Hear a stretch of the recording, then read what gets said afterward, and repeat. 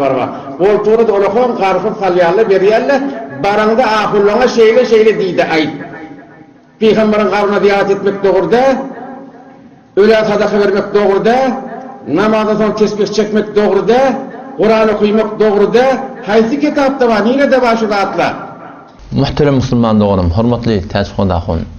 Bu da sen bir yamaşadın uğrayan töhmetliğin miri. O sen yankı aytiyanda atlan haydi kitapta geliptir deyip aytiyarsan. Müslüman doğanım, havatda kulağat. Sen şu aytiyanda atlan, uluqan bir töhmet, haydi bir Müslüman, şeyli bir kefa edip bilir ki, Peygamber Huda Aleyhisselam'ın ziyareti kabrına gitmeklik doğruda deyip aytarak. Sen şeriatda iki tane şayet gerek. Sen şu aytiyanda adına şu, ulu bütün Türkmen saransında, men tebliği deyip tanılayan adam, ya haydi bir akımollu ki, şu vakıda okuyup geliptir. Şuna var akım, sen eğer şeriatda iki tane şayet gerek, sen dine birçi tane şayet Müslüman doğum getirak. Kim şu kefa ediptir? Kim şu kefa var akım, dilini alıp da var akım şey, Ulema-i Zahidanın, Pakistan'ın, Beluçistan'ın aqidası deyiptir. Halbuki Müslüman doğum, şu bir uluqan bir töhmet. Ve sen inşallah gelmeli olursun şimdi çağırıyan münazırama. Biz oturuşmalı oluruz. Ve sen şu aytiyan töhmetlerin var ya, hüddiyetinden gelip de şunu inşallah tada açıklamalı olursun. Ya cemaat tebliğin ulemalarından, ya ulema-i Zahidan'dan, Pakistan'dan, Hindistan'dan şu ol bir sıyırgını ki biz şunu yine çık etmeyiz. Hanefi mezhep deyip biz şöyle bir görüp şu tada intikab ettik. Müslüman doğun. Sen şöyle kitabından bir kitap bir getirip bir ki biz barakım na'udu billah Peygamber Huda Aleyhisselam'ın kabrını ziyaret etmeklik barak na'udu billah doğruda deyip aytamalı. Bu bir gurrun. Ondan sonra da ikinci gurrun sen tadı sen ne mi deyip avam adam Müslümanların barakım zihnine göre şolun zihnine oynayarsınlar. Tesbih çekmek doğruda, tadak etmek doğruda, Kur'an okumak doğruda. Hiç bir Müslümanın aytacak gelmişi. Ki Kur'an okumak doğruda deysin. Namaz okumak doğruda deysin. Tadak etmek doğruda deysin. Tesbih çekmek doğruda deysin. Ama Müslüman doğanım aydılayan gurrun şey. Tekrar açıklayıp aytmalılar gurrunu. Şöyle şey deyip aytıyarlar. Bizim delilimiz demeli. Biz şunu aytıyar. Hiç kim Kur'an okuymana mümkün değil. Namazdan sonra Kur'an okuymana mümkün değil. Bilmeyen taamdan sonra Kur'an okuymana hiç kim mümkün değil. Şoňa men haytı bir yerde Kur'an okuyacak adam Kur'an okuyuvermeli. Emma şeriat bir yol koyupdur şoňa. Şeriat bir tertip koyupdur. Şu şeriatın tertibine göre edilecek ol başarıya olup gelip. Teyneleken şu namazdan sonra namaz okuyulupdur, farz okuyulupdur, dua ediliye, tünnet her kim öde okuya.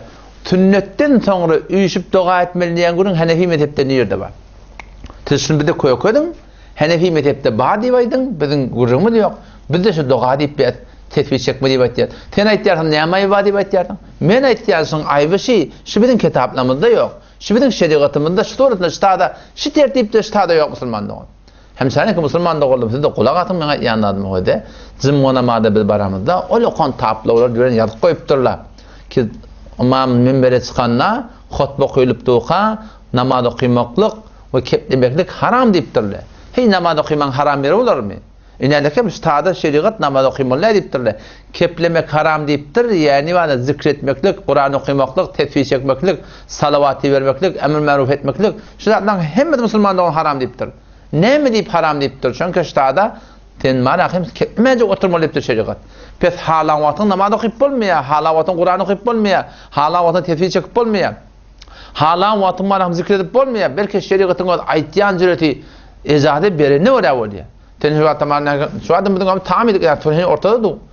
Men şu tamamdan sonra marahim sünnete mutabık saayede ceddi doğdu da geliyor. Ve Molla-i Khayr rahmetullahi aleyh mirqatta bab-ı davatta şimdi sırahaten aydıptır ki Peygamber Huda Aleyhisselam taamdan şimdi elin kaldırıp dua etmedi diye. O taamdan şimdi elin kaldırıp dua etmedik olsa bu Kur'an okuymatı bir yeni bir daha değil. Biz Müslüman doğum şu sünnette yok zaten. Şu karıl Kur'an'a ve sünnete ve mutabık edilecek ol başagay. Tenet yardım ulukan takdirler şu mantıqda edip gelip ya. O ulukan takdirlerden biz delil soruyattı. Biz aytiyaz sizin ettiğinizin nerede var? O ne mi diyeyim? Biz sizin şu ilmi ocakları iki varaqım ol Bukhara şeriften geçip Hindistan sonra Pakistan teşkil olup oturupdan Beluçistan maraqım Zahidan oturup cama şu ilim yayraptır. Biz şu Bukharan ilminna okuyan mara hakiki ulamadan barıpta ilminden peydalanamızda şu da adlı Hanefi mezhebinin kitabında yok deyip bir de düşündürdüler. Tüzde bu tadı orta arada Türkmen Sahara Şerif deyip bunu daş çevrenginde Vehhabi deyip daşı çıkmancak tüzde gayim durduğunuz için biz Alpbariyan yolumuz Bukharan yolu deyip hop size bize koyakadın olara bir de koyakadılar saayede cildi doğda vadiydiler ondan sonra sana diyeyim mirqatta yankı kitabı davatı gözüm bilen gören adam bak kökelep de badip olar badip de koyamnak barıp onun gözümü bilen gören adam taamdan sonra Peygamber Aleyhisselam elin kaldırmadı dua etmedi suratındaki bir dua ettiği suratında diye aytıyor Müslüman doğan.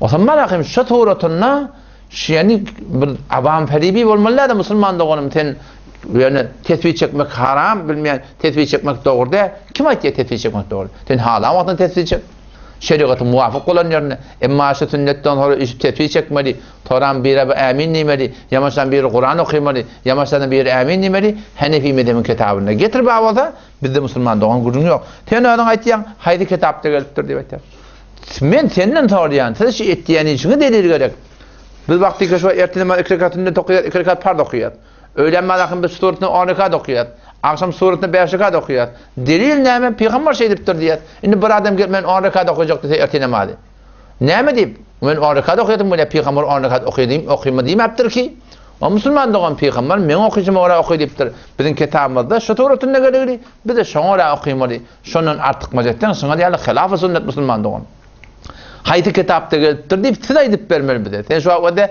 bir yerden soruya da palta nerede diýerdin o sen palta ammarda diýerdin o hem barıp ammarga diýerdin ammarda palta yok o sen gelip aýtdyýardın ammarda palta yok diýip aýtdyýardın o sen ammarda palta ýoklugyna delil näme diýär o hem ýankı ýerin ýankı öňe ýeti ýankı ammaryň ýeti sen aýtdyýardın ammarda ýoksa diýerdin yok da delil gerek ya Müslümanda yok da şoň ýokluk delil siz aýtdyýardyn etmelilerden biz de etmeliler diýip aýtýar tertipde. Hop siz ba diýip aýdyp durýanlar siz etmeli diýip aýtýardyňyz. Siz kitapda ba, şeriatda ba diýip aýtýardyňyz näme? Şu Müslüman doğan siz ba ýerini kökediň. Biziň hiç bir Müslüman doğan şoňa gurulmy diýok. Ýetene mana tadaka bilmek dogry däl. Haýsy bir Müslüman tadaka inkar eder Müslüman doğan. Emma siziň şu saýmanna, çadırda ay 47 ýyly 3 günde subhanallah har şam berip milletimin ekber jüje döndürür Müslüman doğan şoňa tadaka diýilmeýär. Şoňa ziyafat diýilýär. Şeriatda şoň hukmy iki däl hukma. Eger şol sagyra bolsa şol balahy meýitin wereseleriniň sünne şu malın harcılete maňa diýerler haram. Eger yok, wereseň meýitin weresenin sine sagyra yok, ya daşçawartan getirip berýärler, millete iýdirmän dursa, şoňa diýerler mekruh tehrimi Müslüman doğan. Şol wara şu iki hukmdan başga ştada hukm oynanak Müslüman doğanım. O zaman şu taýda marahim ýani wede siz biz tetbih çekmek de doğru diýär, Kur'an okumak da doğru diýär, tadaq etmek de doğru diýär Müslüman doğan. Emma kitaba wara bolmaly. Şeriata wara bolmaly, Qur'ana wara bolmaly, sünnete wara bolmaly. Ondan gel berik Hanefi mezhebin biziň Qur'an sünnete bir ters zatda Müslüman doğan. Qur'an sünnete wara bolmaly. Sen şu kun biz ahym mollan elini gödep adamdan sonra dua etmeliler. Kim aýtdy dua etmeliler diýip. Peygamber sam öýde aýdypdyr şonu. Her kim adamdan sonra dua etse men şefaatym şoň wajyp bolýar diýipdir. Indi bir adam dua edip galan amin nimelleýän gurun sünnette nerede baş? Sünnette tertip nerede bar Müslüman doğan? Bir kilo hali bir aydan masa şol galas şonu ýapşak bolup Hanefi mezhebiň mu'tabar fiqh kitaplar bar. Nerede gelipdir? Ya taamdan sonra suratynda Kur'an okuymaly diýip birda edip, şu nerede gelipdir? Wede şu suratda bir bolmaýan zatda mun tertip tutulmaly. Men teňe imam bolup barpdym. Peygamber sam öýdetdi her kim taamyň dogasyny öýdet bilip öwredipdir. Men taamyň dogasyny etýärdim. Soňra bir aýda ýylla bir ittifagy haja maňa doga edip berdi. Sen oňa haýır doga edip bermekde munda müşkil ýok ki. Ýönemin tertip tutulmaly. Muny öz aramyzda ýoň edip bana adat tutulmaly Müslüman doğan. Allah taala hemimize tawfik bersin. Ahun böyle kurun goý inşallah taala. Ýene de men şu gurrun ýedini alyp gidin Allah taala tawfik berdi.